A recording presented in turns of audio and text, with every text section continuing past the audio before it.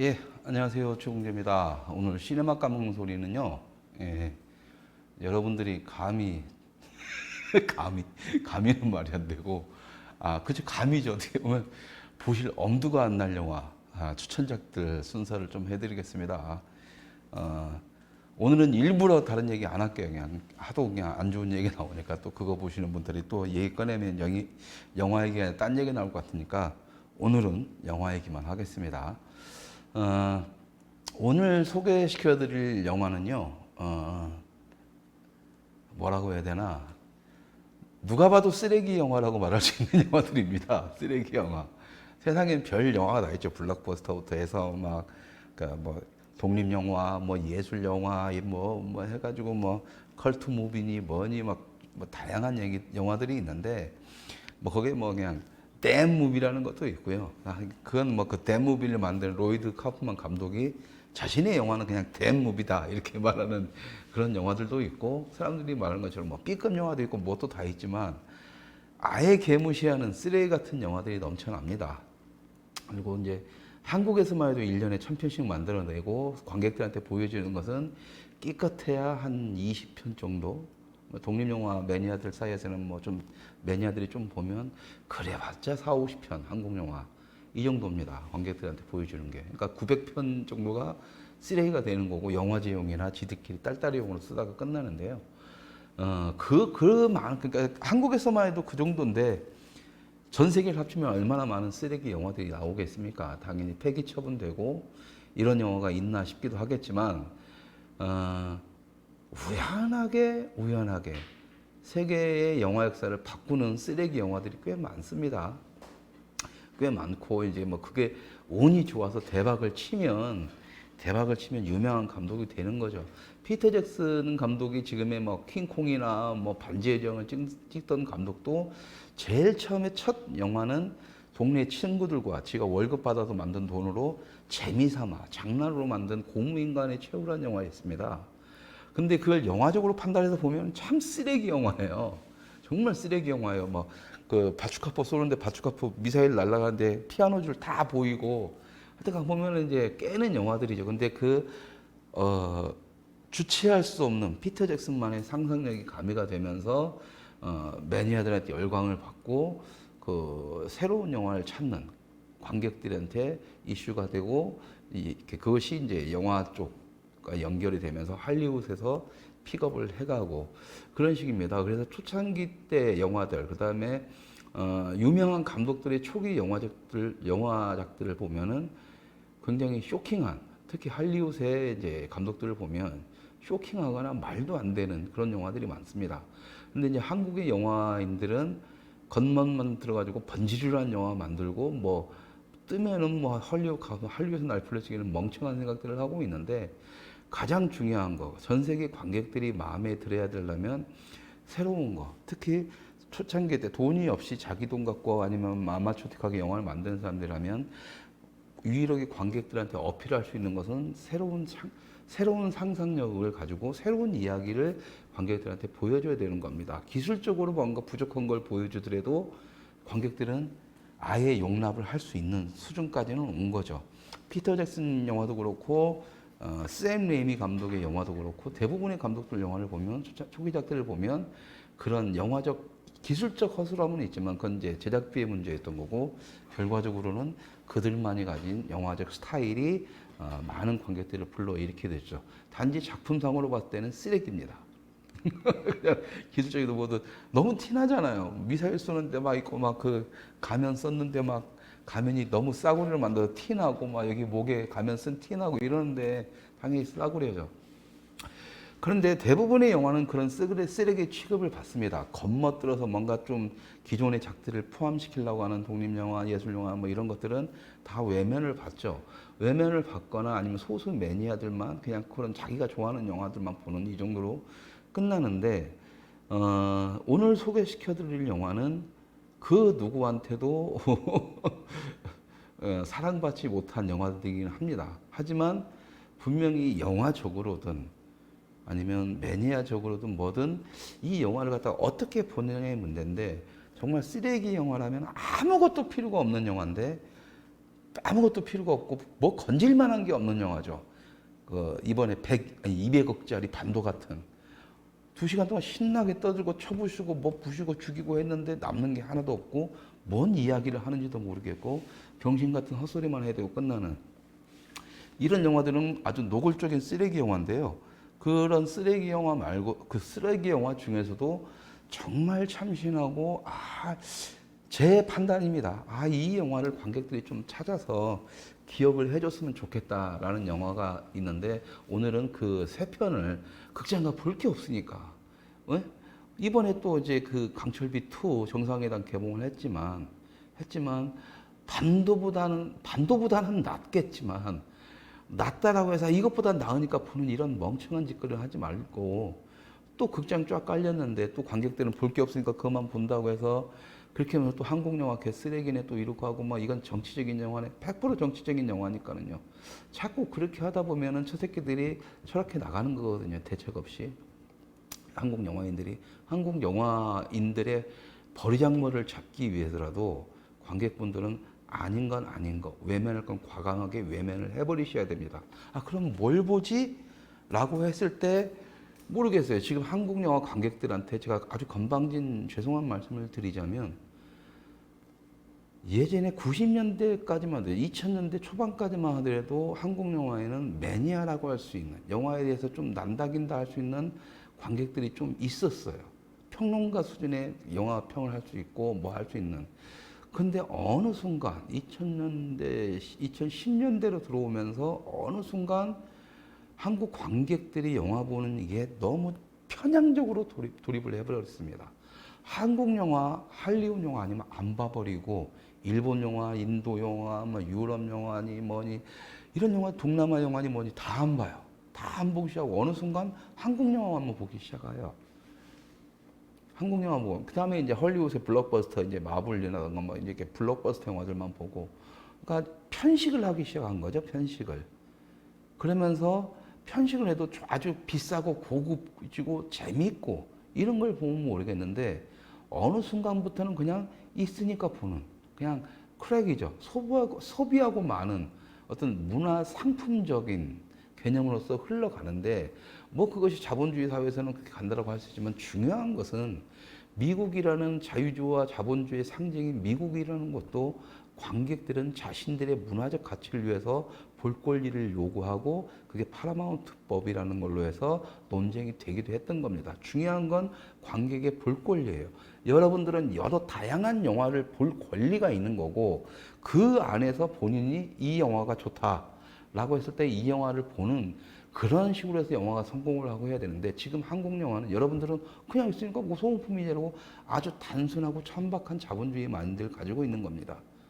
그 선택은 여러분들이 하셔야 되는데 여러분들이 선택을 안 하는 것에 대해서 어느 순간 굉장히 자연스러워진 거예요. 이건 굉장히 위험한 겁니다. 그러니까 너 보라는 것만 봐. 그래 멍청하게. 극장에 그러니까 여러분들이 그걸 보는 이유 잘 생각해 보세요. 잘 생각해 그냥 그거밖에 볼 게 없기 때문에 보는 거지. 여러분들이 그 영화를 정말 보고 싶어서 보는 게 아니라는 거죠. 그죠?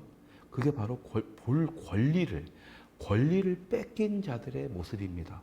권리를 뺏겨버리면 그 권리를 따르는 책임을 요구를 할 수가 없어요. 질 수도 없고 그냥 악몰라 그냥 이렇게 되어버리는 거죠. 근데 나는 이걸 보고 싶어 하면은 그걸 보고 싶다는 걸 요구해야 되고 그 요구에 대한 책임이 따라야 되니까 귀찮은 것일 수도 있겠으나 중요한 것은 여러분들이 어느 순간부터 계속 이렇게 나가다 보면 여러분들은 관객분들은 어느 순간부터 본인이 보고 싶은 영화는 보지 못하게 될 겁니다. 지금 불과 10년 전만 해도 우리나라는 멜로드라마부터 그냥 정통 코미디부터 다양한 장르부터 해가지고 그것이 굉장히 한국적인 요소로 작품이 활동이 많이 됐었지만 지금 뭐예요? 정치적인 영화, 노골적으로 정치적인 영화에 스타일은 볼거리는 다양해졌는데 노골적인 전체적으로 이야기는 한 군데고 그것이 지금처럼 우리나라에서 좀비가 뭐 좀비 영화에 대해서 관심도 없는 나라에서 좀비 영화를 무조건 봐야 되는, 보기 싫더라도 봐야 되는. 그러니까 여러분들이 나 이거 보고 싶지 않은데 볼 게 이거밖에 없으니까 보지 이러는 게 가장 잘못된 판단이라는 겁니다. 여러분들이 보고 싶은 영화를 극장에서 봐주셔야 그것이 결과적으로는 여러분들이 보고 싶은 영화를 계속적으로 극장에서 볼 수 있는 계기가 되는 거고, 지금의 한국 영화인들처럼 건방지게 관객을 가르치는 습성을 버리게 만드는 겁니다. 지금 한국 영화 만들고 좀 이름 좀 난다는 놈들이, 특히 이번에 연상호 같은 놈들 딱 봐도 알잖아요. 관객 탓을 하잖아요. 니들이 멍청한 거야라고 얘기하잖아요. 멍청한 짓을 하기 때문에 그러는 거예요. 난 그딴 영화, 난 좀비 영화 안 봐. 네가 주장하는 그런 대한민국은 쓰레기고 차라리 북한이 낫다는 그런 마인드의 영화 안 봐. 외면을 해버리셔야 그딴 영화가 안 만들어지는 거예요. 그리고 여러분들이 원하는, 보고 싶은 영화가 만들어지는 겁니다.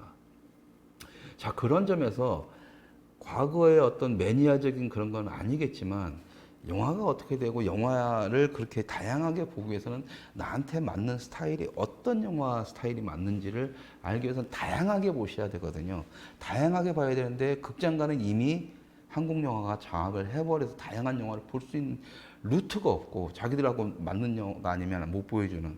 그 다음에 이제 지금 토렌토 같은 경우에는 뭐 자국 뭐 문화산업 보호한다는 이유 아래 토렌트 차단시켜버려가지고 국내에 들어오지 못하는 다양한 영화들의 루트가 잘려버리고, 그리고 오로지 다운로드 시장에서만 해야 되는데 거기서는 볼만한 것들이 하나도 없고 굳이 봐야 될 것들도 없고 극히 드물죠. 다양한 스펙트럼을 가질 수 있는, 가지고 한국 문화 관객, 영화 관객들한테 매니아가 될 수 있는 어떤 학습 효과를 제공해 줄 수 있는 루트들을 다 차단시켜 버렸습니다. 청소년을 갖다가 뭐 에로물 같은 거, 이런 것들부터 보호한다는 그 빌어먹을 그 명분 하에 그 뒷배경이에요. 그러니까 국가가 뭔가, 특히나 문화 관련돼서 국가가 통제를 시작한다는 것은 결과적으로는 이런 안 좋은 결과들로 가는 거죠. 여러분들은 극장이 없어도 다양한 영화, 해외에서 나오는 영화 중에서 우리나라에 들어오지 못할 영화도 다양하게 볼 권리가 있는데, 그걸 온라인에서는 제공하는데 오프라인의 국가라는 기관이 그것을 장악해서 그걸 갖다가 우리의 권리를 스스로 뺏어가면서 통제를 하려 든다? 미친 짓거리라는 겁니다. 아마 오늘 소개시켜드린 영화들 중에서도 인터넷에서 찾기가 쉬운 영화들은 별로 없으실 겁니다. 근데 세상은 넘고 온라인 대륙은 무궁무진합니다.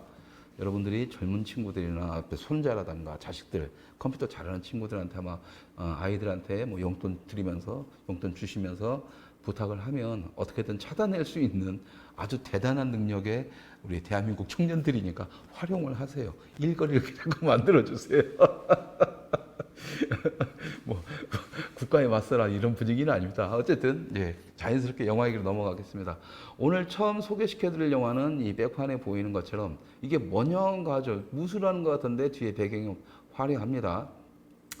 영어 제목으로는 굉장히 다양한 영어 제목이 있는데요. 한국에서 사람들한테 알려진 제목은 나를 존 트라볼타라 부르지 마라 라는 영화입니다. 포스터 한번 띄워주세요. 포스터가 멋있습니다. Forever Fever라고 되어 있지만 Don't Call Me John Travolta라는 그것도 있고요.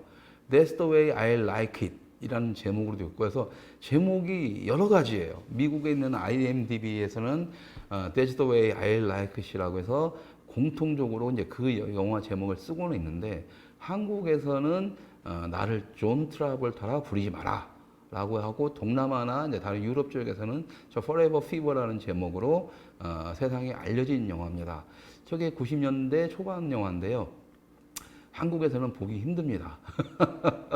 근데 이렇게 저 포스터를 보시면 알겠지만 딱 봐도 느껴지죠. 왼쪽은 이소룡, 브루스리, 오른쪽은 토요일 밤의 열기의 세러데이 나이트 라이브의 피버, 세러데이 나이트 피버죠. 거기에 나오는 존 트라볼타의 모습을 연상시킬 수가 있는데요. 이 영화 포스터만 딱 보면 여러분들은 도대체 이게 뭔 영화야 하겠지만 저 포스터가 그대로 맞습니다. 맞아요. 이 영화가 재밌는 점은 딱 그겁니다. 초반의 절반 정도는 이소룡에 대한 영화입니다. 이소룡. 저 뒤에서 보시면 저 무술하는 거 보이시죠?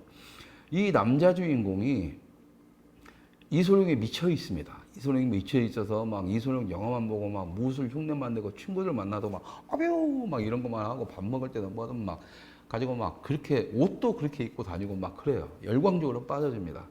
열광적으로 빠져드는데 어느 날 이소룡 영화를 보러 갔는데 이소룡 영화가 아니라 토요일 밤이 열기라는 70년대 영화가 딱 개봉을 하는 거죠.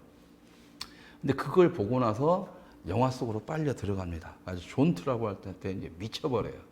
미쳐버리면서 그때부터 이제 제 주인공이 그동안 하던 무술은 안 하고 디스코에 빠져가지고 자기가 이제 존 트라볼타처럼 막 하는데 자기는 자기다 이거죠. 그래서 한국 영화 제목이 나를 존 트라볼타라 부르지 마라 이런 거죠. 모양새는 똑같이 하고 춤도 막 똑같이 하고 이러는데 이제 자기는 이제 존 트라볼타보다 더 낫고 막 이런 이야기입니다. 그러니까 영화는 황당무계한 코미디 영화예요. 초반에 액션 영화처럼 보이지만 액션 영화도 어설프고 후반부에는 이제 그 춤추는 거지만 아무래도 이렇게 헐리우드의 미국인들이 제대로 추는 춤보다는 엉성하죠. 그러니까 여러분들이 그 토요일 밤 열기에서 추던 그런 것들이 이제 펄프 픽션이라든가 뭐 얼마 전에는 레디 플레이어 원에서 이제 그 남녀 주인공이 나이트클럽에서 춤추을 때 그 장면들이 다 토요일 밤 열기 패러디인데 오마주라고 봐야죠. 오마주. 패러디와 오마주는 다릅니다. 아시겠지만 간단하게 설명하면 패러디는 어떤 한 장면을 웃기게 포장을 하는 거고 그건 좀 이따가 나옵니다. 좀 이따가 나오는 영화가 그 패러디 영화고 이거 같은 경우에는 이제 오마주에 가까운 영화인데요. 이 영화에서는 좀 오마주라고 하긴 뭐 하고요. 다 영화가 골 때려요. 아주 싸구려입니다. 아주 싸구려로 만들어진 영화. 그 다음에 저예산으로 해서 만들어진 영화라는 티가 팍팍 나요. 그래서 이제 이 영화를 보다 보면 극장에서만 보던 블록버스터나 한국 영화 기술적으로만 때깔 좋게 만들고 내용은 하나도 없지만 어쨌든 기술적으로 아주 보여지는 화면에만 잠식당한 관객들이 보면 짜증이 날 거고요.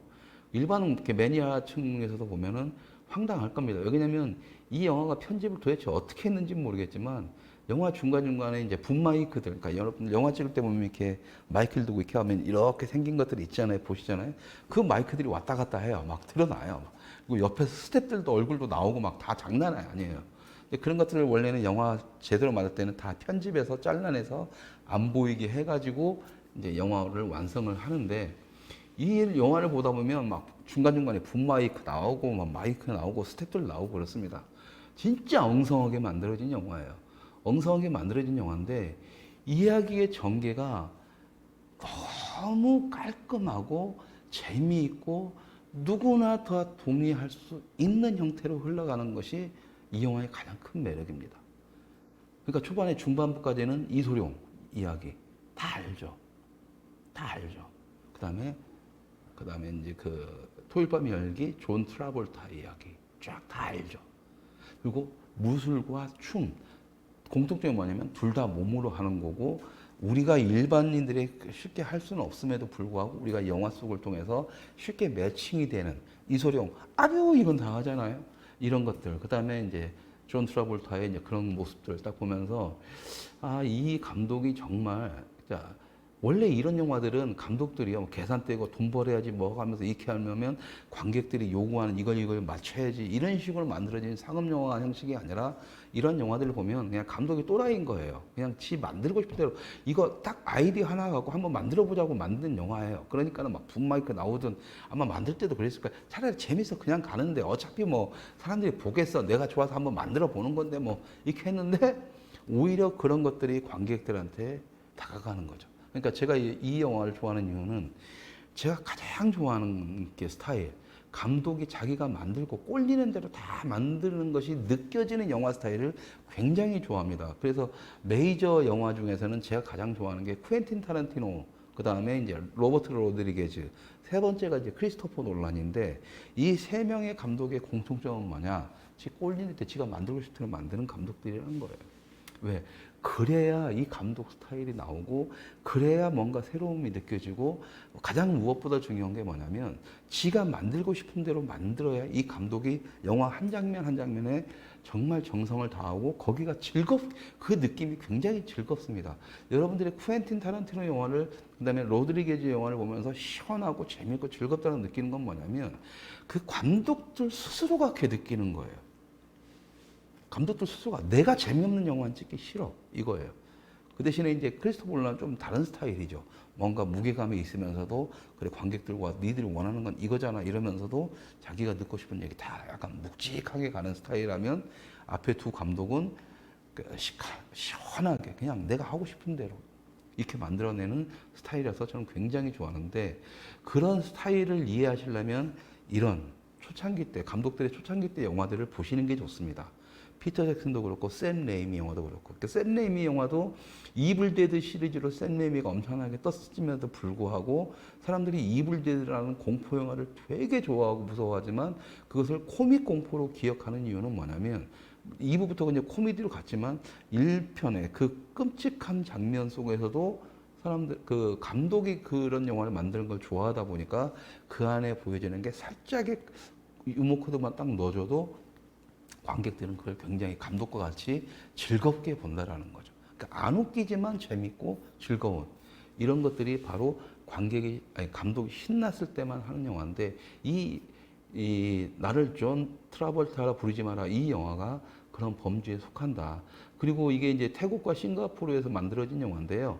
재밌는 게 뭐냐면 그러니까 여러분들 한국 사람들 관객들이 가장 잘못 판단하고 있는 게 헐리우드를 제외하고는 막 할리우드가 뭐 인도 정도로 한국은 뭐 전 세계 시장의 3위 정도다 뭐 이런 식으로 착각을 하고 있는데 전혀 그런 착각하지 마십시오. 한국은 전 세계 10위권에도 못 듭니다. 자꾸 좌파 쪽에서 좌파 문화 권력들이 자기들이 영화판에 돈 꼬라박고 영화판하면서 대중들을 선동하기 위해서 자꾸 뭐 레벨업을 시키는데요. 기술적으로는 좀 올라갔을 수는 있겠으나 영화라는 게 기술로만 한정되는 게 아니에요. 한국 애니메이션, 그러니까 일본 애니메이션이 전 세계에 퍼진 이유는 아이디어 때문에 그렇습니다. 소프트웨어가 출중하니까. 그래서 전 세계 헐리우드 영화 시장도 이 일본의 애니메이션의 영향을 받아서 SF 영화들을 다 이렇게 만들어지는 반면에 당시 한국의 애니메이션 업계는 뭐냐면 기술적인 면에만 하다 보니까 일본에서는 소프트웨어가 중요하지 하드웨어가 중요하지 않았어요. 그러니까 일본의 만화를 보면 유치합니다. 폼이 없어요. 근데 이걸 애니메이션을 만들 때 한국의 애니메이션 기술자들한테 저가로 쓰는 거죠, 그냥. 근데 얘네들은 그 원본이 재미없으니까 이쁘게 만들어서 화려하게 만들어주니까, 그러니까 뭐냐면, 일본 애니메이션이 세계 시장에 진출하는데 한국 놈들이 종놈들이 돼가지고 자기들 노동력 팔아서 일본 띄워주는 이 꼴이에요. 근데 영화도 마찬가지. 근데 한국의 문화산업이라는 게 잘못된 겁니다. 문화산업은 가장 중요한 건 소프트웨어인데 소프트웨어에 투자를 안 하고 기술적인 면에만 투자를 하는 거예요. 그래서 한국 영화가 이렇게 쓰레기들이 많이 나오는 겁니다. 봐봤자 남는 게 없는 영화들. 전 세계 시장에서 한국 영화는 그렇게 큰 비중을 차지하지 않는다는 것을 우리가 빨리 인지를 해야 돼요. 왜? 전 세계 관객들은 퀄리티를 중요한 게 아니에요. 한국에서 아무리 퀄리티 높여봐요. 인도나 할리우드, 발리우드, 할리우드를 능가할 수 있는지 절대 능가 못합니다. 그래서 한국 영화도 맨날 소프트웨어가 없으니까 훔쳐오는 게 할리우드 거 모방해서 반도 이번에 보세요. 할리우드의 어떤 장면들 다 그 장면들만 따온 거예요. 왜? 그거밖에 기억 안 나거든. 이야기 없으니까. 인도 영화 한국에서 수입 안 되니까 거기 수입 안 되니까 맨날 인도 쪽에서 훔쳐오고 온갖 쪽팔린 짓은 다 하는 겁니다. 왜? 소프트웨어가 없기 때문에. 그런 점에서 여러분들 한국 관객분들은 기술적으로 엉성한 이런 영화들에도 완벽하게 새로운 재미를 추구할 수 있는 것 트레이닝들을 좀 다시 해야 될 필요성이 있다. 그래서 오늘 소개시켜드리는 영화들은 그런 영화입니다. 가장 영화를 볼 때 가장 중요한 점은 화려한 테크닉으로 만들어진 그것은 헐리우드면 되는 거고 그것을 그렇게 능가하지 못할 거면 헐리우드 영화도 마찬가지예요. 아무리 블록버스터 수천억짜리 만들어봐도 재미없으면 망해버리잖아요. 똑같습니다. 관객들이 원하는 건 화려한 비주얼 이전에 화려한 볼거리 이전에 재미있는 이야기여야 되는 거예요. 재미있는 이야기. 한국은 그걸 무시하고 있습니다. 한국 문화산업은. 그냥 배우만 유명한 놈 데려다가 화려하게 테크닉만 하면 안 되는 거죠. 알맹이가 없는 거죠. 근데 관객들이 어느 순간 그런 식으로 해서 한국 영화에만 쭉 칭찬 들으면은 영화를 보는 눈이 떨어지는 거고 그렇다면 전 세계 관객들과의 수준 차이가 벌어지면서 전 세계 관객들은 저 수준 낮은 놈들 맨날 돈만 따지고 이러니까 수준 낮은 놈들 한국 영화 뭐 뻔하지 뭐 수준 낮지 뭐 그렇게 되는 겁니다. 예를 들어서 예전에 뉴욕에 아시안 필름 페스티벌이라는 게 있었습니다. 어? 아시아 지역 국가들 영화들 쫙 해가지고 한두 편씩 해가지고 아시아 영화를 소개시키는 그런 게 있었는데 몇 년이 지나니까 그 아시안 필름 페스티벌에서 한국 영화 틀 게 없다고 말을 나왔습니다. 왜? 맨날 똑같은 영화들, 맨날 똑같은. 뭐 변하는 게 없대. 그리고 뭔가 좀 다른 영화들은 좀 국내에서 흥행했다, 다 지들만 일하는 한국 내 문제만을 다룬 영화들. 그러니까 굳이 아시안 필름까지 가져와서 세계 속 관객들한테 보여줄 게 없다는 거야. 이해도 못할 거니까 어차피. 그건 니들 문제만 이거니까. 그래가지고 그 틈을 뚫고 제가 저기 도살자들에 의한 공포 영화를 보냈고 한국 영화 그쪽에서 상영이 된 거예요. 그때 한국 영화 사람 관객들은 뭐라고 하는지 한국 영화의 관계자들은 뭐라고 했냐면 야 우리 수십억짜리 이런 건데 그 몇천만 원짜리 그 조그만 거 영화 갖고 막 비웃기 시작했죠. 근데 뭐예요? 우리 영화만 대박 쳤어요. 제 영화만. 다른 한국 영화는 한국 사람들만 보는데 제 영화는 전에 매진되면서 외국인들 우르르 몰려서 봤다는 겁니다. 공포 영화고 없어요. 아무런 그냥 누구나 볼 수 있는 보편적 이야기. 새로운 스타일. 왜? 돈이 없으니까 우리만의 스타일로 머리 굴려서 카메라 6대 돌렸고 그 6대를 돌리는 희한한 촬영 기법과 편집 기법을 통해서 여러분들 그 공포영화 매니아들 아실 거예요. REC 같은 지금 시리즈로 나왔죠. 그런 영화들이 제가 만든 영화를 기초로 놓고 그런 영화들이 시작이 됐던 겁니다. 그러니까 여러분들이 보는 관찰자적 시점으로 공포영화가 만들어진 카메라 몸에 달고 제일 처음에 제가 했어요. 도살자라는 영화로. 바로 그런 겁니다. 근데 한국 관객들은 그걸 모르죠. 쪽팔리지 않나요? 전 세계 아시아권의 딱 영화들을 모아놓고 보여주는데 한국 영화는 한국 관객만 가서 봐요. 그게 현실입니다, 여러분. 그게 현실이에요. 그리고 전 세계적으로 한국이 참 웃기는 소리 하고 있네. 헐리우드, 인도, 그 다음에 영국 그런 게 있고요. 동남아 것만 따져도 일본이, 그러니까 우리 아시아권만 따져도 일본이 수준이 제일 높습니다. 그 다음에 여러분들 믿거나 말거나 하지만 제 판단에는 태국이 2위예요. 물론 시장은 작습니다. 시장은 작지만 거기서 태국에서 만들어진 영화들은 그 영어를 쓰기 때문에 영어를 떠가지고 이 영화도 지금 영어를 써요. 그러니까 뭐냐면 이게 쉽게 해외에 진출할 수가 있고 세계 매니아들한테 어필할 수가 있고 이 영화도 지금 우리나라에서만 외면받았을 뿐이지 전 세계에서 다 개봉을 합니다. 개봉한 영화예요. 쓰레기 영화지만. 쓰레기 영화지만. 근데 그 기술적인 부분, 헐리우드의 미국의 그 화려함을 보면서 그 기술적인 화려함에 취했던 관객들이 왜 이 영화에 열광을 하느냐. 그 화면 때문에 아니죠. 이야기가 너무 재밌는 거예요. 자기들도 공감할 수가 있고. 그러니까 1970년대 디스코 열풍과 이소룡 열풍, 동서양의 문화를 대표하던 이 두 문화가 한 영화에서 녹아버린 겁니다. 태국에서. 이것은 한국 영화인들이 도저히 이렇게 소프트웨어를 이렇게 제거당한, 창작력을 제거당한 한국 영화계가 도저히 상상할 수 없는 스타일이 이미 태국에서는 90년대부터 했고요. 여러분들은 이제 약간 공포 영화 쪽이나 스릴러 쪽 영화들, 아시아권에서는 태국이 가장 강자입니다. 그냥 여러분들이 공포 영화 했을 때는 그 링, 일본 동양의 공포 영화는 링 이런 걸 일본 영화를 생각하는데 일본 영화보다 훨씬 전에 태국에서는 공포와 스릴러 영화만큼은 타의 추정을 불허했고요. 그래서 태국에서 만들어진 영화들, 그 다음에 영화 감독들은 할리우드에 전 세계에 영화도 하기 때문에 아주 쉽게 진출을 했습니다. 그리고 이 영화에 나오는 주인공과 감독도 이 영화 한 편으로 할리우드로 진출을 합니다. 진출이 그만큼 용이해요. 그리고 태국에서 좀 떴다 하는 영화 감독들은, 배우들은 할리우드로 다 진출을 합니다. 지금 한국 놈들처럼 어떻게 막 딱 기웃거리면서 어떻게 할리우드 한번 들어가 볼까? 한국에서는 난 좌파야. 난 통진당 멤버고 가지고 박찬욱 같은 놈들. 다 자기네 자기는 진보주의자라면서 밤마다 씨발 배우들하다 강남에서 술 처먹는 이런 새끼들의 뒷배경이 그런 거죠. 말로는 가지고 막 대한민국 스크린 쿼터 지켜야 된다라고 하면서 헐리우드 어떻게 진출해 보려고 병신과 쪽팔린 겁니다. 그게 쪽팔린 거예요. 할리우드 스타의 거리에 돈 주고 이걸 사가지고 거기다가 이름 박는 그런 무식한 나라는 한국밖에 없어요. 안성기를 갖다가 헐리우드에 누가 알아줘요?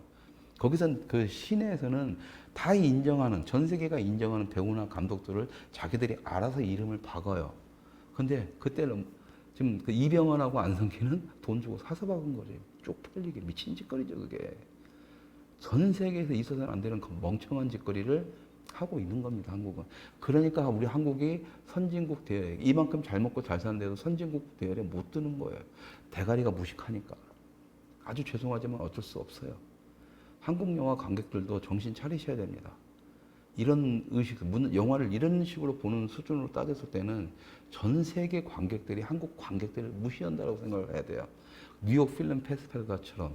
그리고 전 세계 IMDb든 뭐든 판고리아든 뭐 아까 로튼 토마토든 거기서 한국 관객들은요 찍소리도 못해요. 왜? 수준 차이가 레벨이 완전히 다르니까. 그렇습니다. 그런 점에서 저는 이제 오늘 추천해드리는 그런 영화라고 했죠. 그래서 이 영화 같은 경우에는 70년대에 가장 핵심이었던 두 문화를 90년대로 가져와서 굉장히 신선하게 만들어낸 이야기를 가지고 세계 사람들한테 추억거리를 던져줬다. 근데 그 당시에는 추억거리도 아니죠. 어차피 이소룡이라든가 존 트라볼타는 아직까지 있었고 그것을 아주 절묘하게 이야기로 풀어낸. 그래서 보는 내내 시종일관 어이가 없는 웃음도 나오지만 즐겁고 영화가 끝나고 났을 때 와, 왠지 나도 오늘 저녁에는 나이트 한번 가고 싶고 나이트 가서 쌍절곤 한번 돌리고 싶은 그런 느낌이 드는 아주 재미있는 영화입니다. 그래서 여러분들이 한번 찾아보시는데요.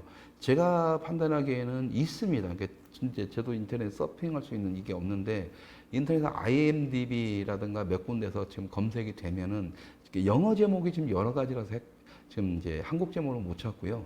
그러다 보니까 이제 That's the way I like it이나 아까 Forever Fever나 아니면 이제 Don't Call Me John Travolta라고 해서 이 세 가지 영어 제목을 한번 찾아보시면 분명히 작품은 있을 겁니다. 그래서 좀 이제 컴퓨터 잘 못 다루신 분은 자녀분들이나 뭐 조카분들이나 컴퓨터를 잘하는 사람들한테 어차피 저거 이제 다운받으면 공짜로 보시는 거니까 어차피 걔네들 용돈 준다 싶으면서 나는 이제 극장 비용, 영화 관람 비용을 낸다 생각하면서 한 돈만 원 주고 다운받아서 보내봐 해가지고 한번 그 당시에 지금 이걸 봤을 때 한 40, 50대, 60대까지 그 중년 세대 분들이 보면은 굉장히 좋은 추억에 빠질 만한 영화다. 그리고 아마 중간중간에 화면들 깨는 거 막 붐마이크 나오고 스태프들 나오고 뭐 이런 거 보면서 뭐 영화가 이래 이런 것보다는 이야기의 힘이 얼마나 위대한가를 한번 보시라.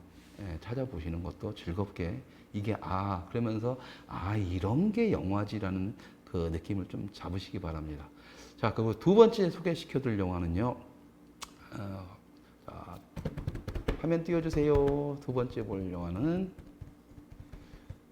뭔 영화 나올 거예요? 오늘 세 편의 영화를 소개시켜드릴 텐데 PD님이 알아서 올릴 거예요. 예, 오늘 두 번째 영화는 플럼프 픽션입니다. 플럼프 픽션.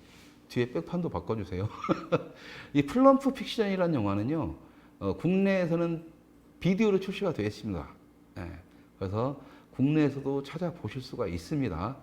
예, 아마 파일로는 있을 수도 있을 것 같아요. 파일로도 한번 찾아보시면 아까 그 일단 존 트라볼타보다는 좀 빨리 구하실 수가 있을 건데 한국 제목은 펄프 픽션 또 다른 이야기입니다.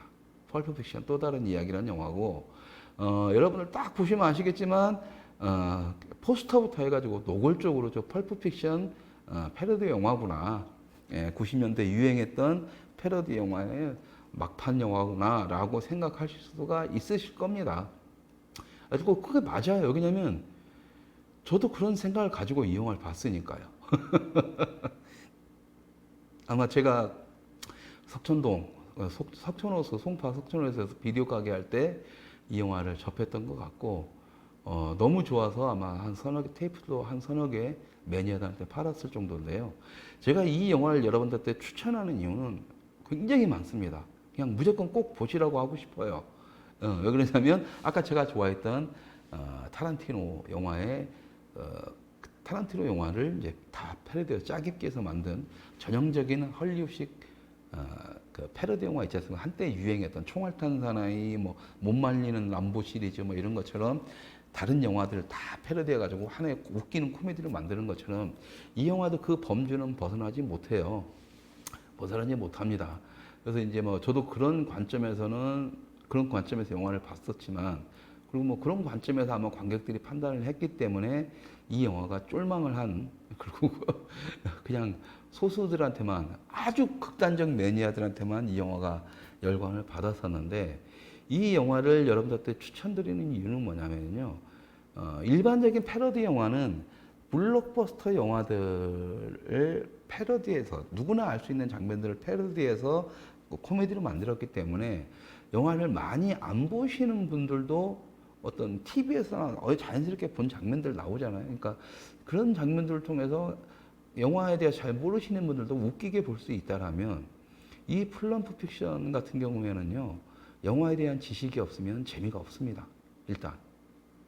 그러니까 분명히 패러디 영화인데 패러디를 넘어서는 너무 오마주성이 강한 뭐 이런 영화라고 봐야 되나요? 영화 전체를 흐르는 관점은 타란티노를 비판하는 거, 비꼬는 것 같은데도 불구하고 영화가 끝났을 때는 타란티노한테 경배를 보낸 듯한 느낌을 받는 그런 영화예요. 그리고 이제 부수적으로 다른 영화들, 유명한 영화들이 붙는데, 뭐 이 영화의 큰 줄기는 그겁니다.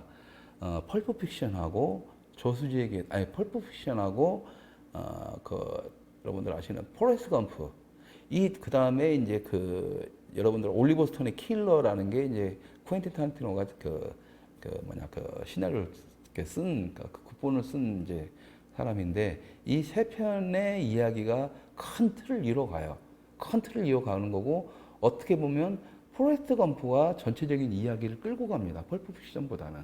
그러니까 둘이 이렇게 같이 가긴 하지만, 그래서 이제 재미가 있는 게 뭐냐면, 일단 쿠엔틴 타란티노가 연출했던 영화, 그다음에 트루 로맨스라든가 올리버 스톤의 킬러 이런 것처럼 쿠엔틴 타란티노가 이제 대본을 썼던 영화들까지 이 영화에 다 나오고, 포레스트 검프부터 별 희한한 것들이 나오는데요. 이 영화에서 또 이 영화가 참 이제 싸구려 영화고 저가 영화인데도 불구하고 이 영화에서 정말 칭찬을 해주고 싶은 부분은 뭐냐면요. 원래 저예산 영화는 배우를 구하기가 힘들어요. 또 이런 쓰레기 영화에는 배우들이 자기들 이미지가 있기 때문에 유명한 사람들 잘 안 나오죠. 다 여기서도 유명한 사람들은 없는데, 그래서 좀 연기만 좀 된다 하면 그냥 저예산 영화 감독들은 조금 연기만 되면 그냥 갖다 써요. 배우들하고. 왜?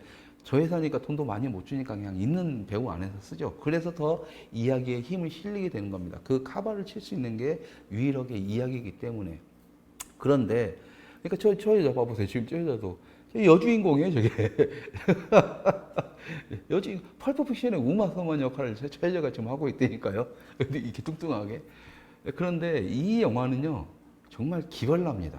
그러니까 이미테이션 배우라고 하죠. 이미테이션 배우. 미국에는 이미테이션 배우들 꽤 있는데, 비슷하게 생긴 배우들을 이 영화에서는 전부 다 투입을 합니다. 전부 다 투입을 해서 쿠엔틴 타란티노 영화가 아니고 포레스트 검프니 뭐 다른 영화가 하더라도 그 배역을 딱 보면, 쟤 포레스트 검프네. 딱 보면, 제가 줄리안 루이스네. 그리고 뭐 이런 거 있잖아. 쟤 보면 쟤는 쟤네. 이런 느낌이 다 들어요. 다 들어요. 그러니까 이미테이션 배우들 와서 영화를 꾸리니까, 그러니까는 영화의 장면을 놓고 이게 어떤 영화의 패러디를 했다가 아니라, 이 영화는 매니아적인 영화들이 꽤 들어가 있습니다. 넬부터 올리버 스톤의 킬러부터 트루 로맨스부터 이런 식으로 해가지고 일반 관객들은 잘 모르는 영화들, 그리고 영화를 굉장히 좋아하는 사람들만 아는 영화들이 다소 포진되어 있어요. 그나마 여러분들이 알만한 게 트루 로맨스, 킬러, 올리버 스톤의 킬러, 그 다음에 조디 포스터 존의 넬, 뭐 이 정도가 되는데요. 포레스트 검프 뭐 이 정도인데, 그 영화 장면을 몰라도 그 배우가 기억나는, 그러니까 배우를 패러디한 영화인가 뭐 싶은 이런 게 있었어요. 이런 재미가 있습니다. 그러니까 내용도 패러디가 되는데 그 내용에 이미테이션 배우를 추가시킴으로써 그러니까 관객들이 그걸 영화를 아는 관객들이 그냥 훅 들어가게 만드는 건데 훅 들어갔다 빠져나오면 정말 뒤집어지는 상황이 되는 거죠. 제가 이 영화를 보면서 가장 웃었던 게 이건 뭐 스포일러긴 합니다만 가장 웃었던 게 넬의 한 장면이 패러디에서 나오는 거였습니다. 패러디 나왔는데 그 장면 보고 멍하니 그냥 영화 보고 있다가 뿜었어요. 먹던 거를 뿜어가지고 막 한참을 웃었어요. 딱 한 장면인데 거기서 나오는 넬의 여주인공이 조디 포스터입니다. 조디 포스터. 여러분들 아시는 조디 포스터인데 이 조디 포스터의 이미테이션 배우 이름이 나중에 엔딩 크레딧 올라갈 때 보니까 D 포스터 이렇게 되는 거예요. 그러니까 그런 엔딩 크레딧의 이름 자막까지도 배역 자막까지도 패러디라고 장난치는 거죠. JODIE 조디가 아니라 JOEDI 해가지고 조디 포스터가 되는 뭐 이런 식으로 하는 건데 그 어떤 장면인지는 제가 말씀을 안 드릴게요. 느닷없이 전혀 예상치 못한 곳에서 딱 등장을 하는데 뻥 터져버립니다. 왜? 뇌를 생각하는 사람들은 호수, 미국의 그 잔잔하고 막 울창한 숲속에 있는 잔잔한 호수에 아주 자연 상태로 살고 있는 어떤 그 야생의 여자, 순수한, 말 그대로 순수 그 자체를 표현하는 게 넬이었는데 이 영화에서는 전혀 극단적으로 나와요. 전혀 반대로. 딱 한 장면에. 근데 너무, 그러니까 그게 영화를 보는 사람들한테는 10,000배 이상의 충격이에요. 딱 한 장면인데. 근데 모르는 사람들이 보면은, 뭐야. 그냥 뭐 미친년이네. 이걸로 끝납니다. 이걸로 끝나요. 근데 넬이란 영화를 알고, 이런 사람들이 보면은, 그렇죠. 그래서 이제 줄리엔 루이스 같은 경우도, 줄리엔 루이스 같은 그 여배우도 여기서 나오는데, 이거 뭐, 트루 로맨스나 올리버 스톤의 킬러죠. 아니, 올리버 스톤의 킬러를 안 본 사람들은 쟤는 뭐야? 라고 하면서 넘어가죠. 너 뭐야? 라고 하면 넘어갈 수밖에 없어요. 왜? 모르니까.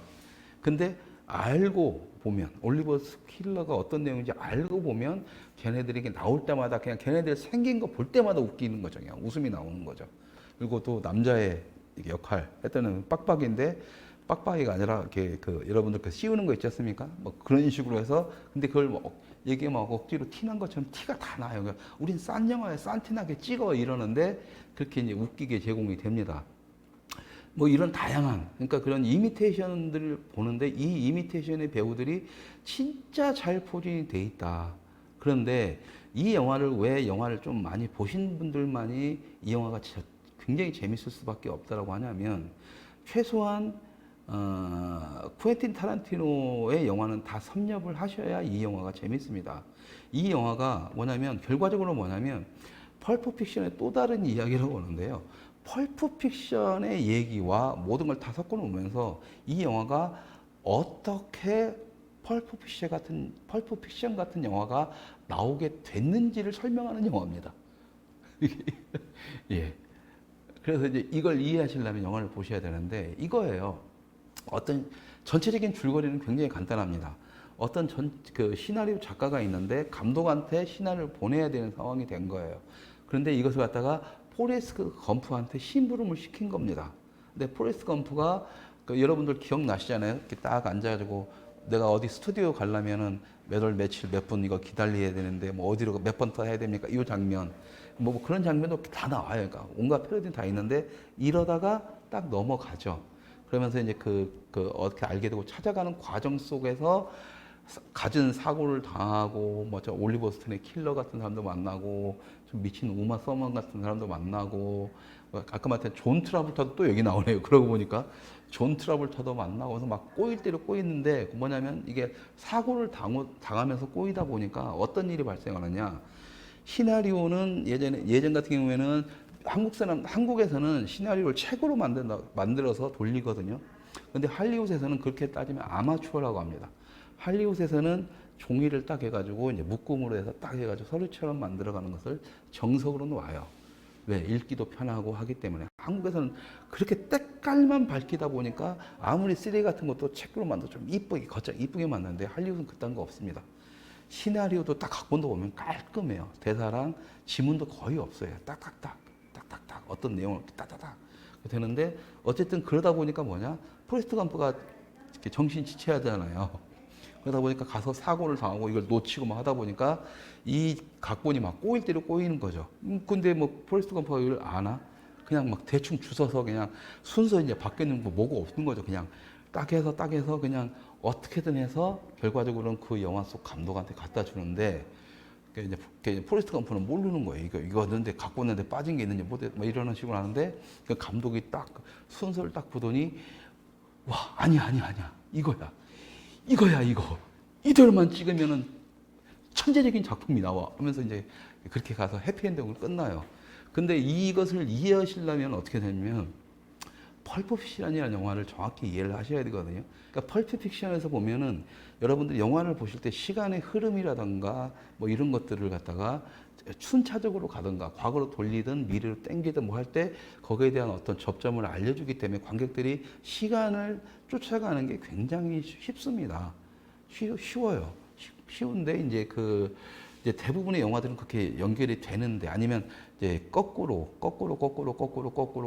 해서 지금 막 그런 영화들도 이제 메멘토 같은 영화들은 어쨌든 그것도 거꾸로 하지만 순서적으로 가는데 그 시간을 뒤죽박죽시키면서 그것을 시간적 개념이 아니라 공간적 개념도 아니라 영화 편집상에서 그러니까 시나리오상에서 이렇게 만든 거죠.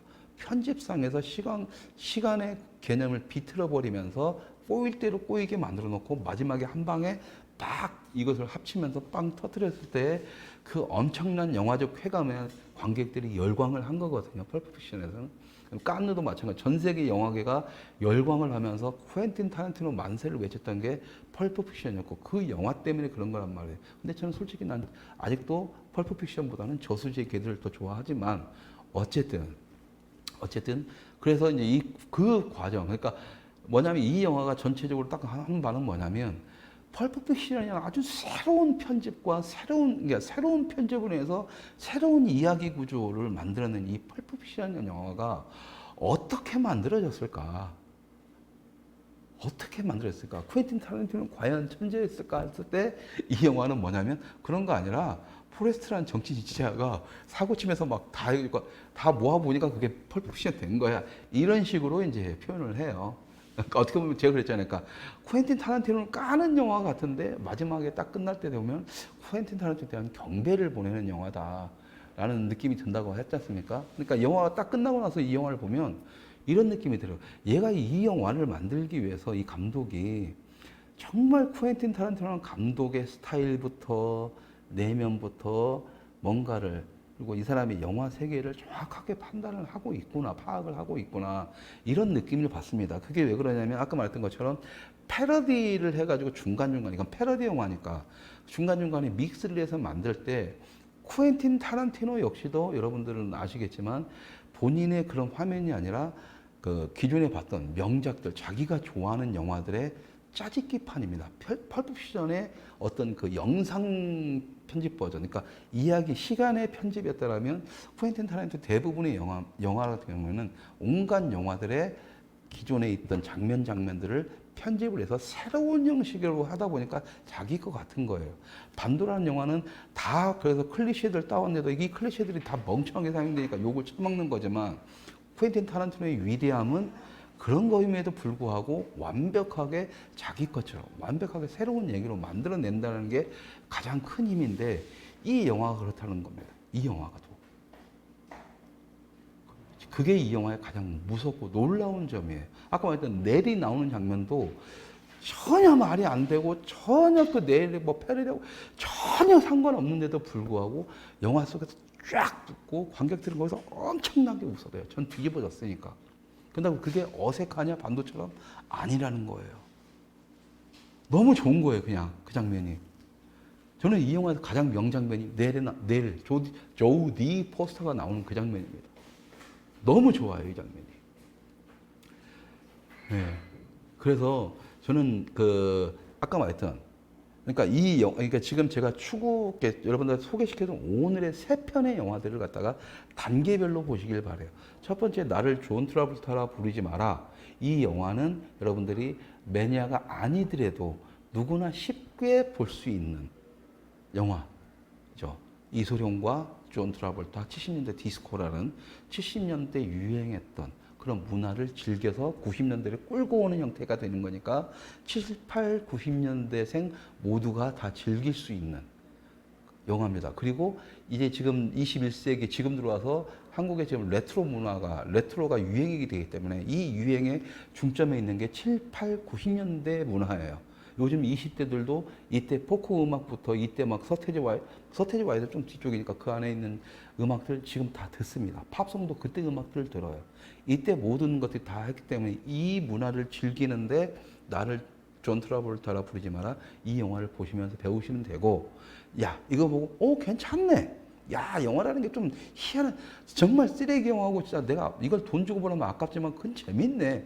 이거면 또 다른 거 한번 볼까 하면서 한 단계 업 될 때, 이 펄프 픽션 또 다른 이야기를 보시라는 겁니다.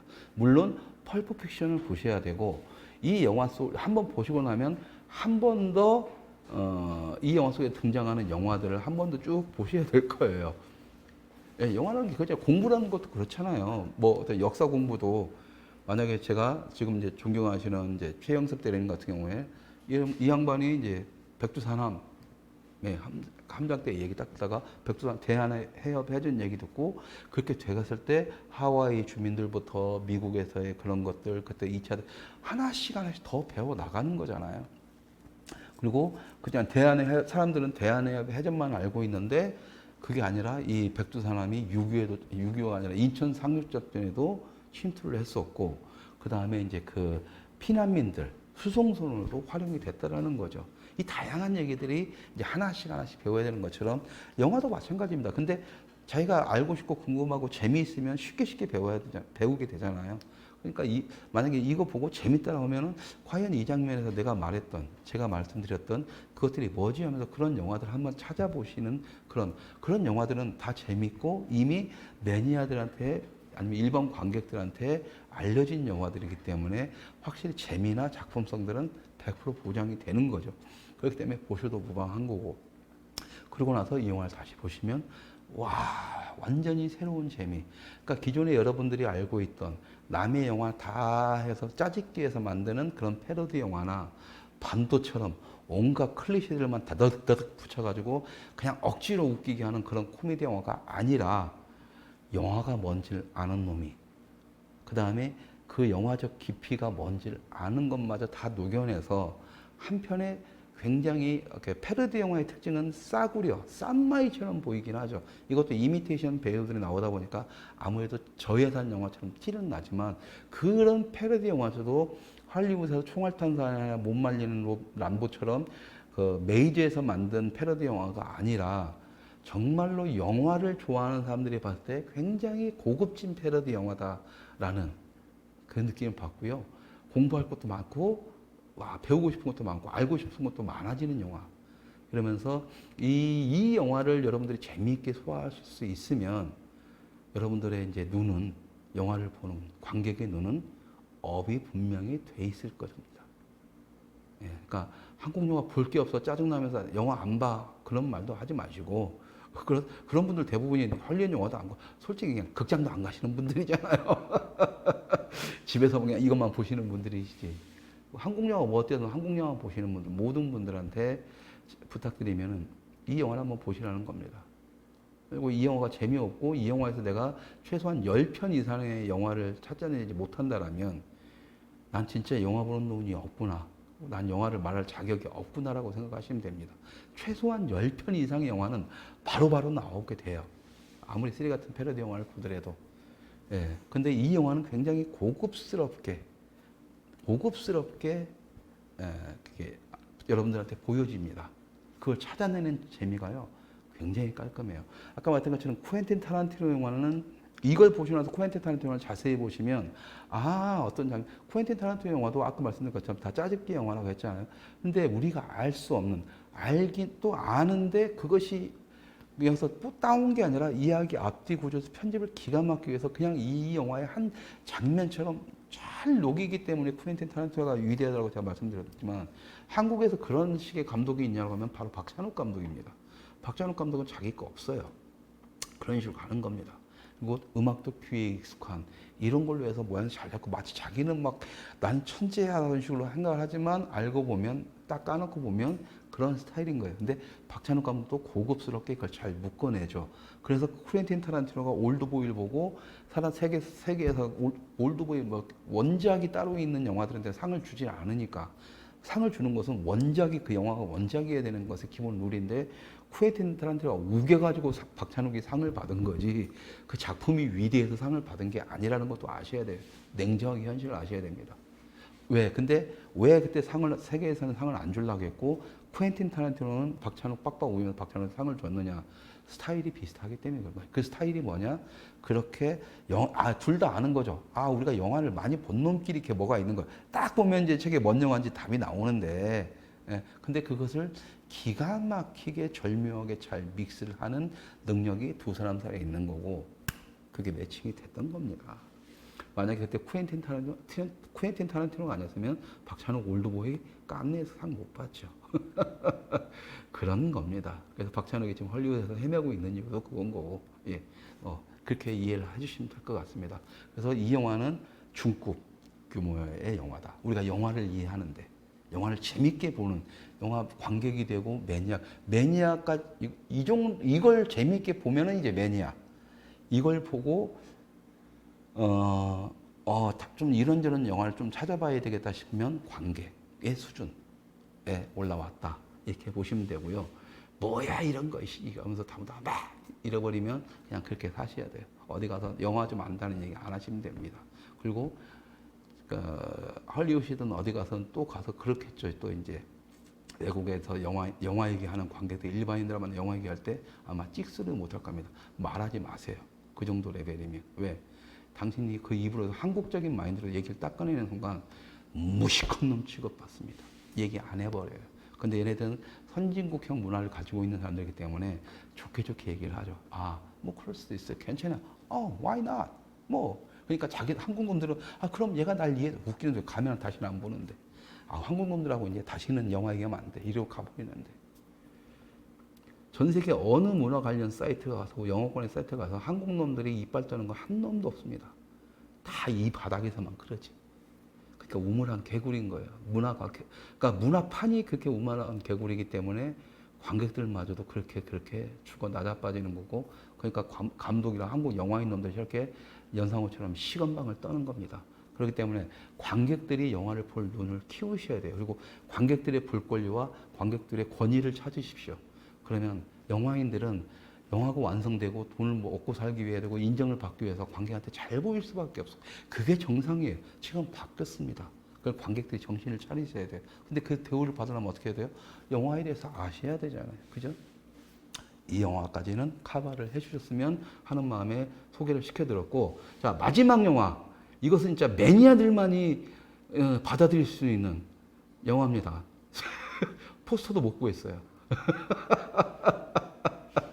한국 영화입니다. 미치겠죠. 자, 세 번째 영화는 탈선 춘향전이라는 영화입니다. 탈선 춘향전. 포스터도 없으니까 백사진도 없죠. 그냥 이대로 갑시다. 사진이 없어요. 자료가. 예전에는 불과 몇 년 전까지만 해도 이 포스터를 제가 포팅한 데도 있었고 해서 좀 뒤져보면 구글까지도 뒤져보면 몇 장씩 나왔는데요. 다 사라졌습니다. 검색 자체가 안 돼요. 지워졌습니다. 온라인에서. 언제? 문재인 정부가 들어와서. 그래서 내가 죽여버리고 싶은 거예요. 영화인들로 인해서 문화인들의 지지를 통해서 대통령이 된 새끼가 온라인 통제 에로 영화나 폭력성이 있다, 선정성 이런 걸로 해서 청소년 보호한다는 명목을 하는 새끼들이 이렇게 학술적으로는 뭐든 영화 역사적으로 얘기할 수 있는 이런 자료들마저도 차단을 시켜버린다는 게 화가 나는 겁니다. 공식적으로 에로 영화긴 하지만 공식적으로 출시가 됐었고 공식 자료로 남길 수가 있는 것임에도 불구하고 이딴 식인 거예요. 이딴 식. 왜? 지들 수준이 그 모양이니까. 그러니까 할 말이 없어요. 그러니까 그런 리더를 뽑는 것은 그 밑에 사람들이, 리더를 따르는 사람들이 그 모양이기 때문에 그런 리더가 나온다라고 했을 때, 제가 이래서 빨리 영화 관객들한테 빨리 여러분들의 관객의 볼 권리와 수준을 높이세요라고 말할 수밖에 없습니다. 그러니까 자료가 없어요. 근데 분명히 어딘가 있을 겁니다. 저한테 비디오로는 있고 그 비디오를 갖다가 나중에 뭐 그 파일로 하는 게 있고 분명히 파일로도 어딘가에 있을 겁니다. 근데 지금 저는 못 찾겠어요. 그러니까 여러분들 한번 찾아보시는데 영화는 말 그대로 오늘 소개해드린 것처럼 영화는 이 세 편의 영화 중에서 이 세 편의 영화 중에서도 가장 쓰레기 무비긴 합니다. 가장 쓰레기 무비예요. 말도 안 돼. 짜증나. 한 시네마타운에서 만든 거예요. 좀 나이 드신 분들은 알 겁니다. 에로 영화 좀 보신 분들은 한 시네마타운에서 만든 거예요. 에로 영화 1세대인 한지일 씨가 만든 한 시네마타운에서 만들었고 이 탈선 춘향전은 핫도 필름 페스티벌이라고 해서 미국에서 열리는 포르노 영화제가 있습니다. 세미 포르노 정도가 될 텐데 대놓고 포르노는 아닐 거고 그 영화제에서 출품돼서 상까지 받았던 영화고 그 영화제에서 자기들 멋대로 편집을 해버리는 바람에 이제 그 법적 소송까지 가면서 해외에서 조금 이슈가 됐던 한국에서도 조금 알려진 한국 에로 영화가 한국 지면에 기사로 나온 첫 번째 영화이기도 해요. 왜냐하면 포르노 영화제에 처음 출품됐고 법적 소송 걸리고 거기다 한 시네마타운 한지이라는 사람이고 그다음에 배우는 정세희라고 해서 당시에 가장 잘 나가던 에로 배우였었고 정세희 씨는 그 에로 영화가 침체된 이후로 상업 영화 쪽으로도 진출해서 상업 영화도 몇 편을 찍었습니다. 뭐 지금 어떻게 사시는 모르겠지만 제가 이 영화를 여러분들한테 추천드리는 이유는요. 한국 영화 중에서 지금까지 만났던 거죠. 가장 상상력을 있는 그대로 감독이 지가 하고 싶은 그대로 즐겁게 만들었기 때문에 그래요. 똑같은 패턴입니다. 똑같은 패턴이에요. 영화는 말도 안 되는 상황이에요. 근데 이제 제가 비디오 가게 할 때 이 영화를 만나서 만세를 부르고 영화 모임을 할 때마다 한 번은 꼭 보여줬던 영화예요. 그러니까 이거 에로 영화인데 여자랑 같이 보면 이상하지 않아? 보세요. 여자랑 같이 보시라고요. 에로 영화임에도 불구하고 포르노 영화제에 출품됐음에도 불구하고 전혀 성적 흥분이 일어나지는 않는 아주 기가 막힌 독특한 영화기도 하고요. 저랑 같이 영화 공부를 했던 동생놈이 하나 있었는데 압구정에서 한의원에 있던 친구였었는데 그 친구가 영화를 하겠다라고 막 자기가 하는 기술 다 때려치우고 젊은 나이에 나는 영화를 하고 싶어요 형 막 그러다가 하다가 제가 이 영화를 보여줬더니 이 영화를 보고 나서 저한테 문자를 하나 딸랑 보내고 영화를 때려쳤습니다. 내가 무엇을 상상하든 이 탈선 춘향제에서 나왔던 이 이상의 상상력은 나는 도저히 만들 수가 없다. 졌다. 이러면서 떠났어요. 진짜입니다. 팩트예요. 사실입니다. 그럴 정도로 이 영화는 정말 쓰레기고 말도 안 되는 거고 일반적으로 영화가 사실적인 개념에서 뭔가를 바라는 관객들한테는 그냥 차라리 에로 영화면은 좀 야해가지고 좀 흥분이라도 일으키는 걸로 해야지 그런 걸 보는데 뭣도 아니고 온갖 욕은 다 처먹을 거고 그런데도 불구하고 이제 저 같은 매니아들은 열광을 할 수밖에 없어요. 열광을. 춘향이가 그러니까 원래 여러분들 아시면 춘향제는 남녀간의 양반과 기생집 딸의 뭐 지고지순한 사랑 얘기가 아닙니다. 굉장히 야해요. 원래 춘향전도 원판을 딱 보시면 애들한테 차마 보여주질 못해요. 온갖 그 직설적인 표고 막 춘향이가 이몽룡을 갖다가 꼬셔서 따먹기 위해서 했던 이런 얘기들이 다 나오거든요. 근데 이 원작에 약간 충실한 영화긴 한데 이 춘향전을 가장 그 원작의 버전에 만들어진 영화가 이 에로 영화긴 해요. 그래서 일단은 점수를 많이 줍니다. 지금 연극에서 탈선 춘향전이 뭐니 만들어지고는 있지만 한계가 있죠. 근데 에로 영화는 그걸 가능하게 했죠. 그래서 에로 영화도 영화의 한 축을 놓고 보면 무한한 상상력이 제공되는 굉장히 좋은 케이스 중에 하나입니다. 나쁘게 보실 필요는 없어요. 이걸 갖다가 성적인 걸로만 뭐 이렇게 판단하시면 답은 없지만 그것은 포르노의 영역이라고 따로 있는 거고 에로 영화도 뭐냐면 잘만크기라든가 뭐 이런 거 있잖아요. 틴토브라스처럼 자기의 영역을 얼마든지 만들어 갈 수가 있고 이 에로 영화를 통해서 뜬 스타들이나 감독들도 많이 있습니다. 봉준호 감독, 복만대 감독부터 해가지고 뭐그 여배우 이름 잘 모르겠는데 복만대 영화에 딱 나와가지고 그때는 막 에로 배우라고 치고받았지만 지금 굉장히 잘 나가고 커리어 우먼으로서 영화와 드라마를 왔다 갔다 종행하는 배우들도 있어요. 어쨌든 그렇습니다. 예, 그런데 이 영화를 제가 좋아하는 이유는 뭐냐면요. 초장부터 확실하게 깨집니다. 그냥 아무 생각 없이 가요. 아무 생각 없이.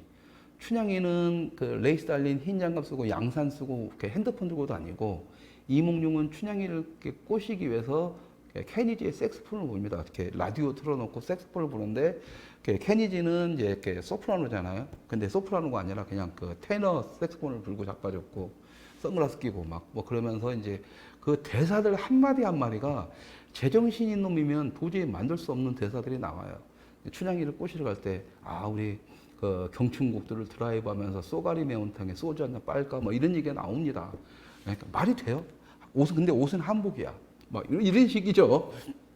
아주 이몽룡이 이제 뭐 그 한양으로 이제 과거 시험 보러 가는데 중간에 산적을 만나는데 산적들이 다 여자예요. 근데 이제 비 오는 날씨는 고무장화에 미니스커트 한복을 입고 이방 수염 기르고 삿갓 쓰고 산적질을 하고 뭐 이런 게 있어요. 그리고 또 도망치다가 어느 민박집 주모하면서 이렇게 민박에 주모 있는 그 술집을 딱 들어갔는데 안주 시키니까 안주는 짜장면에 뭐 뭐냐 임페리얼 뭐 이거 있잖아요. 로얄 살루트 이런 이제 로얄 살루트였구나. 로얄 살루트 술병이 배달돼서 오는. 그러니까 양주에 짜장면 배달시켜 먹는데 진짜 이 사람은 내가 봤을 때 제작자 같은데 와서 연기 더럽게 개발 연기하면서 중국말을 쓰죠. 왜 짜장면 하나 시키냐만 해. 뭐 이러면서 왔다가 가요. 어이가 없어요, 그냥. 근데 술은 로얄 살루트 이런 식이에요, 그냥 다 쭉.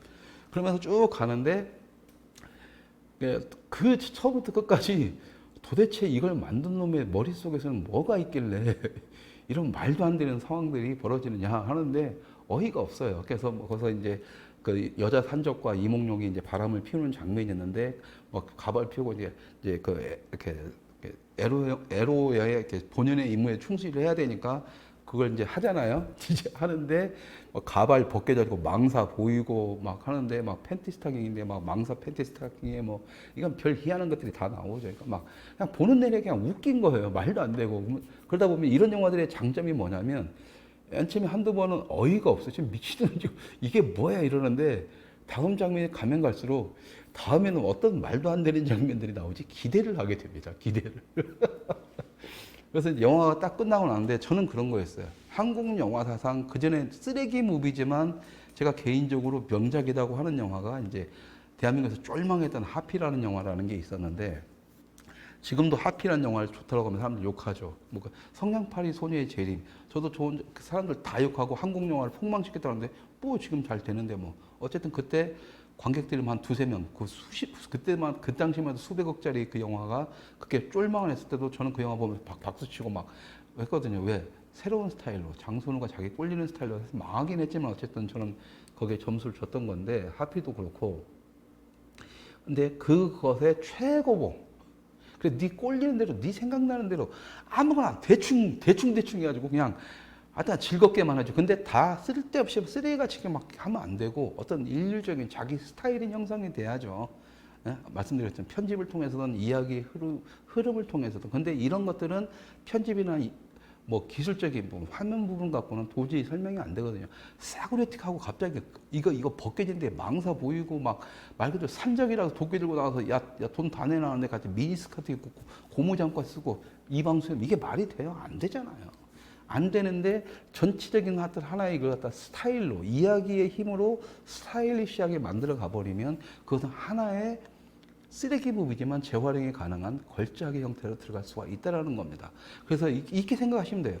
그 수많은 한국 에로 영화 중에서 왜 그 핫도 필름 페스티벌은 그 영화제에서 이 할래 춘향이라고 해서 이 탈선 춘향제라는 영화는 초대를 받아서 해외 영화제 진출을 했냐라고 여러분들이 한번 역으로 한번 생각을 해보시자는 거예요. 한국 영화 관객들은 지금 이 부분을 이해 못 하실 겁니다. 왜 이런 그런 쓰레기 같은 말도 안 되는 영화가 누가 본다고 에로 영화에 뭐예요? 해외에서는 초청을 받아서 간다는 거예요. 왜? 관객들은요 새로운 이야기를 찾고 새로운 스타일을 찾는데 또 전 세계 영화인들마저도 그래요. 완벽하게 헐리우드 블록버스터는 엄청나게 돈이 드는 영화를 제외하고는 그럼에도 불구하고 거기서도 마찬가지고 새로운 이야기에 대한 소재 발굴이라든가 찾는 과정은 지난하게 계속됩니다. 한국만 빼놓고. 왜? 모든 관객들이 그걸 원하니까. 그런데 이것이 이야기만 새롭다고 되는 건 아니잖아요. 영화제 형태를 통해서, 완성된 형태를 통해서 그게 어떻든 간에 그 힘을 보여준다. 처음부터 끝까지 갈 수 있는, 말도 안 되는 거지만 가면서 하나의 스타일을 만들어낸다고 하면 이 이야기와 스타일이 묶고 있어서 딱 왔을 때 관객들한테 열광을 받는 거고, 그런 사람들이 픽업이 돼서 전 세계로 진출하는 겁니다. 할리우드는 그런 눈을 가지는 거고.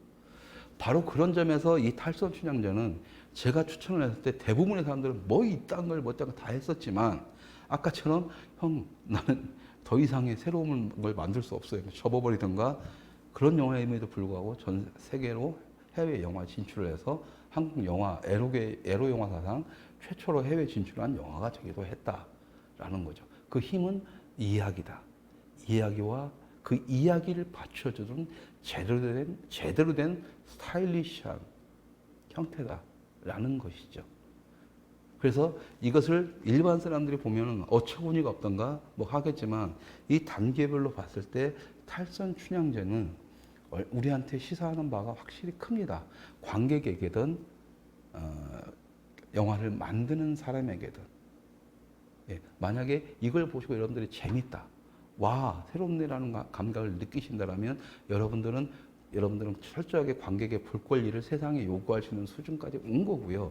그걸 이렇게 한다면은 그런 것을 만들 수 있는 영화 감독의 대열에 난 들어왔다고 봅니다. 왜? 여러분들이 뭘 상상하든 그 이하의 쓰레기 같은 장면들만 펼쳐질 거예요. 이 영화에서는. 더 이상 말은 못 하겠습니다. 베티블루도 나오고요. 그랑블루도 나오고 다 나옵니다. 이 영화에도. 한국 영화인데. 그러니까 코드가 전 세계인들이 다 공용할 수 있는 코드로 형태가 딱 형성이 되는 거죠. 자, 이런 부분이 있습니다. 오늘 단계별로 세 편의 영화를 소개시켜 드렸고, 분명히 관객들한테 외면받고 세상에 이런 영화가 있는지도 모르는 영화들, 그래서 온라인상에서도 찾기가 힘든 영화들이긴 하지만, 여러분들이 지금처럼 영화가 보고 싶은 게 없다라고 해서 아쉬울 때, 과연 지금 차라리 이 상태에서 왜 한국에서 이딴 영화만 상영되지라는 어떤 질문을 던지고, 그러고 나서 그 외에 뭔가 새로운 영화를 찾고 싶다라고 했을 때, 뭔가 새로운 거라기보다는 이제 내가 뭔가 새로운 걸 찾아볼 수 있는 능력을 한번 키우려면 어떤 영화를 봐야 되지라는 원론적인 질문을 한번 던져보시고, 그렇다면 제가 추천드릴 수 있는 건 지금 말하는 이 세 편의 쓰레기 영화, 추천하는, 그리고 또는 숨어있는 쓰레기지만 명작 계열의, 걸작은 못 되는 거니까 당연히 명작 계열에는 올릴 수 있는 그런 영화들이다 라는 말씀을 드리고 싶습니다. 올여름 짜증나시고 또 좀 오늘 뉴스도 그렇고, 저도 아침부터 뉴스 보고 짜증났는데요. 앞으로 지금 대한민국은 계속 짜증나는 일이 있을 겁니다. 이때 거기에 함몰되면 살아 숨쉴 수가 없죠. 그런데 어쨌든 한국인들은, 우리 관객들, 그러니까 국민들이라고, 대중들이라고 표현할 수도 있겠죠. 어차피 다 그 한 부류니까. 우리가 아주 원론적인 부분들 놓치고 있지 않나, 가장 기본적인 것들을 다 버리고 있지 않았나라는 자기 스스로에 대한 질문을 한번 던져보시길 바라고요. 이걸 영화적으로만 저는 표현을 하자면, 지금 한국 영화 관객들은 너무 겉멋에만 빠져 있어서 자신의 볼 권리를 뺏긴 채 독재를 펼치고 있는 영화 권력의 희생양으로 돈만 빨리는 매트릭스 안에 살고 있는 건 아닌가. 그런데 이 문화산업, 특히나 영화라는 거, 관객의 볼 권리를 찾는 과정은 매트릭스라는 영화의 네오나 모피어스 같은 역할이야만 가능하다.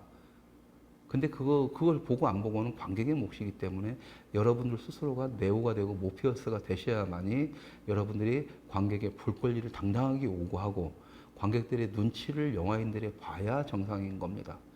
이런 것들을 기본적으로 찾고 난다면 지금의 현 정부가 이렇게 국민들을 개무시하는 짓거리도 못할 겁니다. 우리가 당당하고 우리가 요구를 하고 있을 때 현 정부가 우리 말을 들을 수 있게 해야 되는 거지. 지금 우리가 영화 관객처럼 그런 모양새다 보니까 정부도 똑같이 하고 있다. 니들 그냥 따라와. 보라면 보고 보라는 것만 보고 허라는 것만 해. 이렇게 돼가는 영화판은 대한민국의 아주 작은 축소판이다. 이렇게 생각을 하시면 지금 여러분들한테 오히려 이 세 편의 영화는 굉장히 소중한 영화가 되실 수도 있다라는 말씀을 드리면서 오늘 시네마 까몽소리 마치겠습니다. 감사합니다.